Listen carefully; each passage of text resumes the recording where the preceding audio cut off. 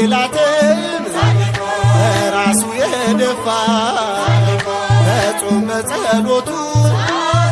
ሰይጣንን ያጠፋ ጽድቅን የታጠቀ የእግዚአብሔር አገልጋይ አቡነ ሀብተ ማርያም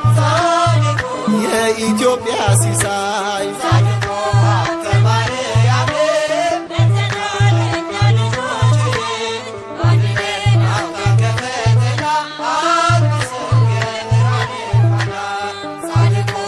ብርሃንን ለብሶ